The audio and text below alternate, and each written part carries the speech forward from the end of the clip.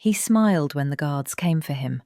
Not the nervous grin of a man facing death, but a calm, practiced smile. The same smile that had fooled detectives, neighbours, even juries for years. April 26, 2002. Southern Ohio Correctional Facility. In less than 24 hours, Alton Coleman would be dead. But that morning he looked more like a man preparing for a show than for an execution. Was it peace? Remorse? Or just one final performance from someone who had made deception his greatest talent? What happened in those final hours exposes something darker than his crimes. It shows how a man who'd been charged with sex offences 6 times before ever killing anyone managed to stay free. How the system failed again and again until it was too late. This isn't just the story of a murderer's last day. It's a story about how charm can be more dangerous than any weapon, and how the people who smiled back never saw what was coming. November 6, 1955. Waukegan, Illinois. Alton Coleman was born into a world already stacked against him. His mother worked 3 jobs just to keep the lights on. His father was gone before he could remember a face. That left Alton in the care of his 73-year-old grandmother, a woman too old and too tired to keep up with a child who needed more than food and shelter. Their apartment was small, the walls peeled, the air smelled like mildew and neglect. Neighbours remembered him as quiet, polite, almost invisible, the kind of kid who blended into the background. But invisibility can be dangerous. It's where broken things hide. As a child, Coleman suffered from violent seizures. Doctors called them epileptic fits, but what no one noticed was how they changed him. Each one left him more detached, more distant. When psychiatrists finally examined him years later, they saw what the rest of the world had missed: psychosis, borderline personality disorder, and a dangerous mix of antisocial and narcissistic traits. At school, kids called him pissy. He wet his pants in class once, and they never let him forget it. The bullying cut deep, the shame even deeper. He dropped out before finishing 9th grade, already drifting into petty crime, breaking windows, stealing bikes, daring police to catch him. By his teens, they knew his name by heart. What's haunting is this: everyone saw the warning signs. Teachers, neighbours, even the police. But nobody stepped in. Coleman wasn't a monster yet, just a boy spiralling. And every time the world looked away, that spiral got tighter. When Alton Coleman met Deborah Brown, the story stopped being about one man's violence and became about how influence can twist a person's soul. Deborah was 21, one of 11 children, raised in a strict household in Indiana. By every account, she was gentle, quiet, the kind of person who followed rules. But she wasn't without wounds. A head injury as a child had left her with learning challenges, and psychiatrists later diagnosed her with dependent personality disorder, a condition that made her desperate to please, desperate to belong. Then came Coleman. He entered her life in 1983, charming, confident, magnetic. Within weeks, she broke off her engagement, cut ties with her family, and moved in with him. It wasn't love. It was possession. People who knew them said she changed completely. She spoke when he spoke, laughed when he laughed. It was as if her mind had been rewritten. Investigators would later describe their relationship as master and slave. But even that doesn't capture how deep his control ran. Brown didn't just obey him, she mirrored him. She became his reflection. When he decided to run, she followed. When he decided to kill, she helped. Years later, when asked whether she'd been brainwashed or complicit, one FBI agent said, "It was both. She was under his spell, but she didn't want to leave it."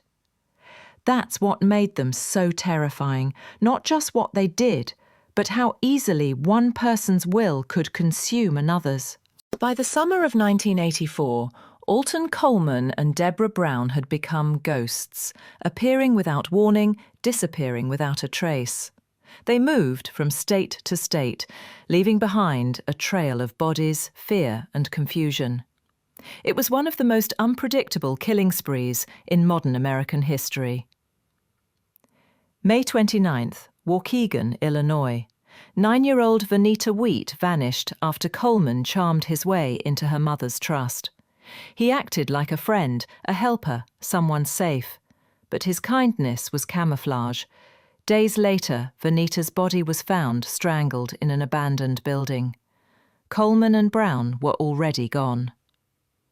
Weeks later, in Gary, Indiana, they approached 2 little girls walking home from the candy store. They convinced them to play a game in the woods. Only one survived. 7-year-old Tamika Turks was murdered, stomped to death while Brown held her down. The surviving girl would live, but the trauma would haunt her for life. Everywhere they went, the story was the same. Friendly strangers who seemed helpful, polite, trustworthy. In Ohio, they attacked Harry and Marlene Waters in their own home after pretending to buy a trailer. He survived. She didn't. In Kentucky, they kidnapped a college professor and locked him in his own trunk. In Indiana, they murdered 75-year-old Eugene Scott just to steal his car. FBI profilers said Coleman didn't have a type. Men, women, children, young, old, it didn't matter. His violence was impulsive, his cruelty excessive. And Brown was always beside him, quiet, obedient, complicit. As the bodies piled up, panic spread through the Midwest. 6 states, 8 murders, countless assaults. The FBI called them 2 of the most dangerous fugitives in America. But the terrifying part wasn't how they killed, it was how easily they blended in. Coleman didn't look like a monster. That was the secret. Evil rarely does. By mid-July 1984, the Midwest was terrified. 6 states, 8 bodies, and a killer who seemed to vanish into thin air. Every morning brought a new headline, every small town a new rumour. People locked their doors, checked their back seats, and whispered the same question. How were they still free? The FBI launched a multi-state task force. Illinois, Indiana, Ohio, Michigan, Wisconsin, and Kentucky, all working together for the first time in years. Coleman's face was everywhere. Wanted posters, news bulletins, gas stations, grocery stores.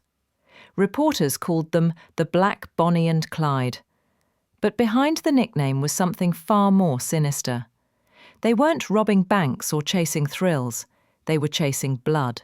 Coleman and Brown were experts at disappearing. They stole cars, changed clothes every few blocks, switched hats, shirts and sunglasses from a shopping bag they carried. Eyewitness descriptions were useless. One person swore he was clean-shaven. Another swore he had a beard. He could blend into a crowd and look like he belonged there, and that's what made him lethal. Then, after 54 days on the run, they made one mistake no one expected. They went home. July 20th, 1984, Evanston, Illinois. Coleman and Brown were spotted sitting on metal bleachers at a park, watching a pickup basketball game. A man who'd grown up near Coleman recognised him instantly and called police from a payphone. Within minutes, officers surrounded the park, state, local and federal. No shootout, no chase. Coleman was calm, almost polite as they arrested him. Deborah didn't fight either. In her purse a loaded gun. In Coleman's socks, a steak knife. After weeks of terror, it ended the same way it began, with a smile.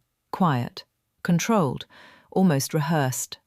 The show, at least for now, was over. When the cuffs finally locked around Alton Coleman's wrists, the Midwest exhaled for the first time in nearly 2 months. The nightmare was over. Or at least, that's what everyone hoped. In the interrogation room, Coleman was calm. No panic, no fear. He spoke softly, smiled often, and gave detectives the same charm he'd used his whole life. Deborah Brown sat in another room, silent, eyes distant, still tethered to him in some invisible way. Between them, investigators saw 2 people who looked nothing like the monsters they'd been chasing. That was always the trick. The trials came quickly. Ohio went first. They had the strongest case and wanted the death penalty. Coleman and Brown were convicted of murdering Marlene Walters and a young girl named Tawny Story.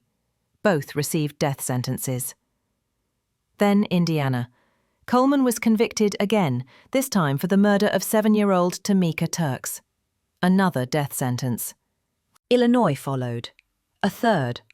Alton Coleman became the only man on America's death row with death sentences from 3 different states.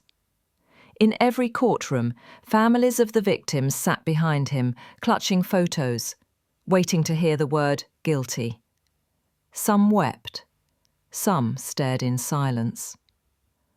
Coleman barely reacted. No remorse, no emotion. Just that same unsettling calm, like he was watching a play he'd already seen. Deborah Brown's fate was different. She was sentenced to death in both Ohio and Indiana, but in 1991, Ohio's governor commuted her sentence to life imprisonment. He cited her low IQ, measured as low as 59, and the psychological grip Coleman had over her. Indiana eventually followed, reducing her sentence to 140 years. She remains in prison today. For the families, there was justice on paper. But justice on paper doesn't bring anyone back. It doesn't stop the nightmares. And for Coleman, the final act was still waiting, one that would take nearly 2 decades to arrive. After the verdicts, the cameras left. The headlines faded. But inside a small cell at the Southern Ohio Correctional Facility, Alton Coleman waited. For 18 years. In prison, he became what he'd always pretended to be. Calm, disciplined, almost spiritual. He spent hours reading the Bible, writing letters to people who believed he'd been saved. He told one reporter he'd found peace with God. To others, he claimed he'd been framed, that his crimes were exaggerated by the media. It was the same old performance, just with a different audience. But beneath that calm routine, the years took their toll. The once smooth talker grew sick and tired. His appeals stretched on for nearly 2 decades, each one denied. Inmates said he rarely showed emotion, except when talking about Deborah Brown. "She was my woman," he'd say, "my partner." He never called her his accomplice, always partner. Outside the prison walls, time moved differently. Families of the victims built new lives around the holes he'd left. Some wanted him executed, others just wanted to forget his name. But the system moved slowly, and Coleman's death sentence was no exception. For 18 years, the man who had stolen so much time from others now had nothing but time of his own. By 2002, the date was set. April 26th, the end of the story that had terrified 6 states. The man who believed no one could touch him was finally out of appeals. But even then, people wondered, would he face death with fear, or with that same unnerving smile? April 26th, 2002, Southern Ohio Correctional Facility. After 18 years on death row, Alton Coleman's final day began like any other. He woke before sunrise, showered, and ate his last meal. Filet mignon, fried chicken, biscuits with gravy, and cherry pie. He joked with guards, smiled at the chaplain, the same calm, controlled expression he'd worn all his life. At 10 a.m. they came for him. Coleman walked down the short hallway to the execution chamber. Steady. Silent. Witnesses said he didn't flinch when he saw the gurney. He lay down, arms spread, and looked through the glass at the families of his victims. No apology, no tears. Just that same unnerving calm. When asked for his final words, he paused for several seconds, then said softly, "The Lord is my shepherd." Then he closed his eyes. The drugs entered his veins. Within minutes, Alton Coleman was gone. Outside, families wept. Some prayed. Others said it still wasn't enough. Because how do you measure justice for what he took, for the fear he spread, for the lives he ended? Deborah Brown remains behind bars, still serving out her sentence. Her name now just a footnote to the man who controlled her every move. But for many who lived through that summer of 1984, the fear never really left. Coleman's story wasn't just about evil. It was about the fragility of trust, how easily kindness can be faked, and how a smile can hide everything you never want to see.